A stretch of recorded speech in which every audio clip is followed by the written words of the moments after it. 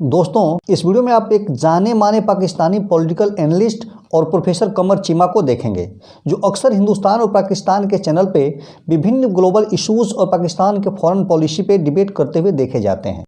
दोस्तों, अगर आप इन्हें देखे होंगे तो ये भी जानते होंगे कि ये आदमी पाकिस्तान को एक सही और सुदृढ़, जबकि हिंदुस्तान को नीचा दिखाने के लिए झूठ के किसी भी हद तक जा सकता है, जैसा कि अक्सर अन्य पाकिस्तानी पैनलिस्ट करते हैं।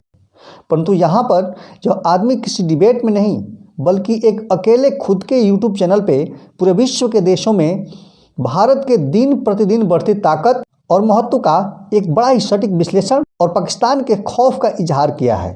इस दरमियान यह बतलाते हैं कि आज के समय में भारत और पाकिस्तान के ग्लोबल इम्पोर्टेंस में इतना बड़ा गैप आ चुका है कि एक तरफ जहां दुनिया के सभी शक्तिशाली देशों में भारत को अपने ग्रुप में शामिल करने को होड़ सी लगी है, जबकि वहीं पाकिस्तान को अफगानिस्तान और श्रीलंका जैसे छोटे मुल्क भी घास नहीं डालते। शेष जानकारी के लिए चलिए देखते हैं पूरा वीडियो। और हाँ, यदि आपको ये वीडियो पसंद आता है तो वीडियो को लाइक करें, अपने दोस्तों में शेयर करें और चैनल को सब्सक्राइब करके बेल आइकन जरूर दबा दें, ताकि आने वाले वीडियो का नोटिफिकेशन आपको मिलता रहे। चलिए देखते हैं। आज बड़ा एक इंटरेस्टिंग टॉपिक है और वो ग्लोबल पॉलिटिक्स के हवाले से है, और उसमें जो इम्पोर्टेंट चीज समझने की है और जिसकी वैल्यू है बढ़ती हुई, वो ये है कि इंटरनेशनल कम्युनिटी में जितनी बड़ी पावर्स हैं वो ये फैसला कर रही हैं कि जो G7 का एक प्लेटफॉर्म था उसको एक्सपैंड किया जाए और उसको D10 बनाया जाए। अब D10 से मुराद क्या है कि लीडिंग डेमोक्रेसीज, वो कहते हैं leading democracies of the world या league of democracies of the world, वो कह रहे हैं। अच्छा, ये बड़ा एक इंटरेस्टिंग टॉपिक है कि ये कैसे, ये क्या चीज हो रही है।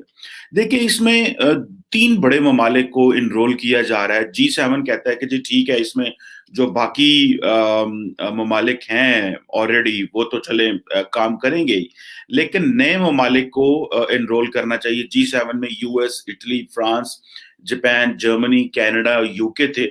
लेकिन जो इंपॉर्टेंट चीज आगे जाके वो कह रहे हैं कि जी हमें भारत को इन्वॉल्व करना है, इंक्लूड करना है, हमें साउथ कोरिया को इंक्लूड करना है और हमें ऑस्ट्रेलिया को इंक्लूड करना है। मैं समझता ये हूं कि वो ये कह रहे हैं कि हमें जो डेमोक्रेसीज हैं, दुनिया की बड़ी डेमोक्रेसीज, उनको इनरोल करना है इस सारे प्रोसेस में, और ये G7 को D8 बना दें। तो ये ऑफ डेमोक्रेसीज या कम्युनिटीज ऑफ डेमोक्रेसीज की बात है। ये तकरीबन 10-12 साल से ये आइडिया अमेरिकन थिंक टैंक्स में चल रहा था। अमेरिकी, आपको पता है, थिंक टैंक्स बहुत काम करते हैं वहां पे, और वो सोच रहे थे कि आइंदा आने वाले दिनों में क्या किया जा सकता है। अमेरिका के एक साबिका सेनेटर रह चुके हैं जॉन मकेन, उन्होंने एक इलेक्शन भी लड़ा था बराक ओबामा के खिलाफ 2008 में। उन्होंने ये आइडिया दिया था कि जो लीग ऑफ डेमोक्रेसीज है ये स्टैब्लिश करनी चाहिए। अच्छा, अब हुआ यूं कि जो यूके के प्राइम मिनिस्टर हैं बोरिस जॉनसन, उन्होंने इस आइडिया को बेसिकली वहां से बोरो किया। लेकिन उन्होंने क्या किया कि जो G7 की एक वर्चुअल मीटिंग हुई है उसमें वो ये कह रहे हैं कि जो कमिंग जून आ रहा है, अभी this is February, end of the फरवरी, अभी जो कमिंग जून आ रहा है उस जून में एक लाइव मुलाकात हो जिसमें सारे के सारे जो D10 के लोग हैं, बाकी इंडिया को बुलाया जाए, ऑस्ट्रेलिया को बुलाया जाए, साउथ कोरिया को बुलाया जाए। अच्छा, इसमें कुछ रुकावटें भी हैं। पाकिस्तान का तो मैं जिक्र करूंगा कि what does this mean for Pakistan, because India is getting a member of this elite club. So what does this mean for Pakistan. लेकिन इसमें 2 रुकावटें हैं, इटली और फ्रांस। इटली और फ्रांस ये कह रहे हैं कि अगर आपने इंडिया को, साउथ कोरिया को और ऑस्ट्रेलिया को डाला तो फॉरगेट कि you are ignoring the idea of Europe. जो यूरोप का आइडिया है आप उसको इग्नोर कर रहे हैं। सो जो ग्रेट ब्रिटेन, ग्लोबल ब्रिटेन बनना चाहता है, और पहले पूरी दुनिया में आपने रूल तो किया है, लेकिन अगर वापस आप उसी जगह जाना चाहेंगे जहां पे आपने ये प्रो डेमोक्रेसी डायमेंशन देके, तो this is not going to be good. हमें जो है वो, एक तो उसका सबसे पहले चीन को ये लगेगा, this is what the French and the Italian से, चीन को ये लगेगा कि जी ये एक एंटी चाइना जो है वो क्लब बन रहा है, एक अलायंस बन रहा है। तो वो ये तासुर भी नहीं देना चाहते। वो इंटरनेशनल जो इटालियंस एंड फ्रेंच ये कहते हैं कि हम चाइना को इन इंटरनेशनल सिस्टम में कर्टेल करना चाहते हैं। तो इसको परमानेंट ना बनाया जाए D10 को, जो ये इमर्जिंग, ये जो डेमोक्रेसीज ऑफ द वर्ल्ड है या कम्युनिटी ऑफ डेमोक्रेसीज हैं या जो लीग ऑफ डेमोक्रेसीज हैं, इनको परमानेंट ना बनाया जाए, लेकिन इसको इसी तरह रखा जाए। अच्छा, यूके का कहना यह है कि नहीं, हम ये चाहते हैं कि हमें for example ji 5G technology है, उसमें India is playing its part, so we need to talk on this. ये जो बोरिस जॉनसन का विजिट कैंसिल हुआ था इंडिया के रिपब्लिक डे पे 26 जनवरी को, उसमें बेसिकली ये उन्होंने बातें करनी थी नरेंद्र मोदी के साथ, जिसमें उन्होंने 5G टेक्नोलॉजी की बात करनी थी, जिसमें वो कहते हैं कि जो डिजिटल इंफ्रास्ट्रक्चर है, जो critical 21st century digital infrastructure है, उसको कैसे लेके चलना, और ये जो समिट ऑफ डेमोक्रेसी है, इसके बारे में उन्होंने ऑन बोर्ड लेना था। सो this is how India is getting main stream. India इस तरह एक मेन स्ट्रीम पावर बनता जा रहा है। एक तरफ से मैंने आपको पहले बताया था कि इंडिया जो है वहां पे किस तरह जो क्वाड का हिस्सा है, जिसको ट्रांस अटलांटिक क्वाड की बात हो रही है, एशियन नेटो की बात हो रही है, इंडो पैसिफिक कमांड अमेरिका ने बदल दिया। सो दिस इज समथिंग जिसे आप कह लें कि इंडिया की ग्लोबल सिस्टम के अंदर, इंटरनेशनल सिस्टम के अंदर मेन स्ट्रीमिंग हो रही है, slowly and steadily. So this is an acceptance of the international community के भाई इंडिया जो है, हमें उसको लेना है इस सारे प्रोसेस में। और वो इसके जो मेन आइडियाज हैं उसमें यह है कि जी वो कह रहे हैं कि हमने डेमोक्रेसी को प्रमोट करना है और अथॉरिटेरियनिज्म को कर्टेल करना है।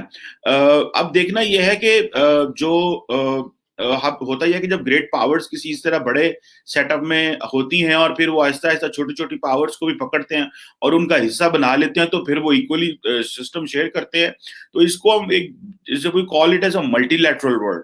अच्छा, इस मल्टीलैटरल वर्ल्ड को जो अमेरिका के सदर हैं जो बाइडेन साहब, वो भी मल्टीलैटरल वर्ल्ड को बड़ा स्ट्रांगली सपोर्ट करते हैं। और उन्होंने बेसिकली क्योंकि ट्रम्प साहब सपोर्ट नहीं करते थे, तो वो कह रहे थे कि हम जो दुनिया की डेमोक्रेसीज हैं और जो डेमोक्रेटिक इंस्टीट्यूशंस हैं, जो और हम एक कॉमन एजेंडा लेके दुनिया के सामने जाएंगे ताकि हम इंटरनेशनल कम्युनिटी को बता सकें।